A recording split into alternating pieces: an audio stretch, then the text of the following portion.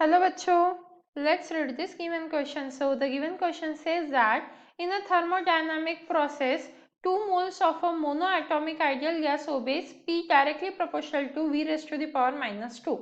If temperature of the gas increases from 300 Kelvin to 400 Kelvin, then find the work done by the gas.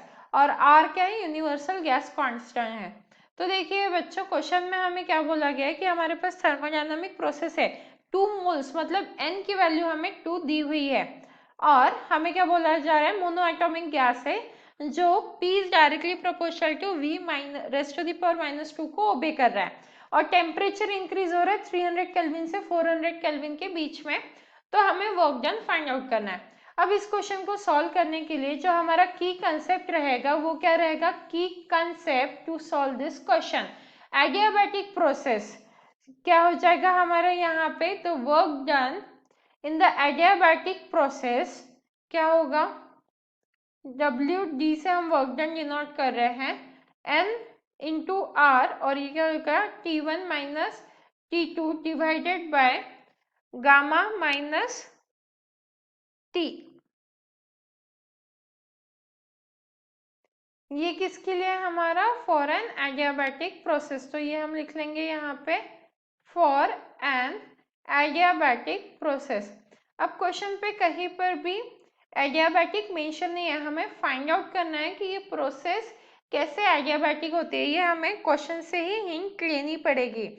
तो देखिए सबसे पहले हम लिख लेते हैं गिवन और यहाँ पे ये भी रीजन देखेंगे कि हमने एडियाबैटिक प्रोसेस ही क्यों कंसिडर की है. तो गिवन में क्या हो जाएगा, P is directly proportional to V raise to the power minus 2, ये दिया हुआ है. उसके बाद N की वैल्यू 2 दी हुई है, T1 की वैल्यू हमारे पास 300 केल्विन है और T2 की वैल्यू हमारे पास 400 केल्विन है. ये सब गिवन है. तो अब P is directly proportional to V minus 2. इस अगर इक्वेशन को देखें तो इस इक्वेशन को PV raise to the power 2 is equal to constant ऐसा भी लिखा जा सकता है. मतलब ये इक्वेशन किसके साथ कंपेयर कर सकते हैं, PV raise to the power gamma is equal to constant. इसके साथ अगर हम कंपेयर करें तो दोनों इक्वेशन सेम ही लग रही है. इसीलिए दिस शोज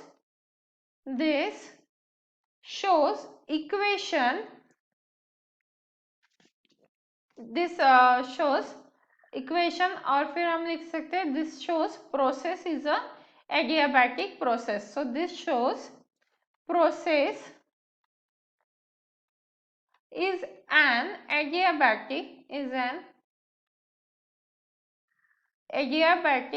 process. तो अब हम इस फॉर्मूला का यूज करेंगे जो हमने की कंसेप्ट में लिखा है for an adiabatic process.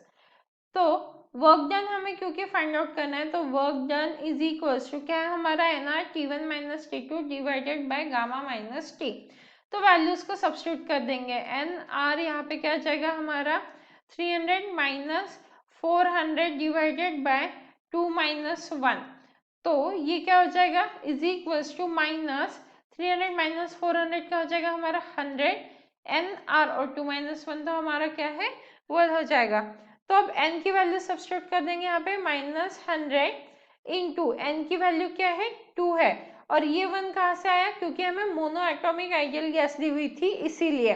Gamma की वैल्यू 2 हमने यहाँ पे देख ली कि अगर हम कंपेयर करेंगे तो गामा की वैल्यू हमें क्या मिल जाएगी, गामा इज इक्वल टू 2.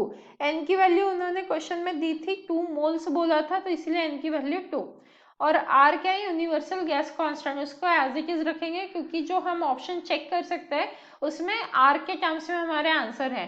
तो इसीलिए ये क्या आ जाएगा माइनस 200 R. मतलब जो हमारा ऑप्शन सेकेंड है वो हमारा करेक्ट मैच है. So the final answer for the given question is option 2 that is minus 200 R. Hope you understood it well. Best of luck.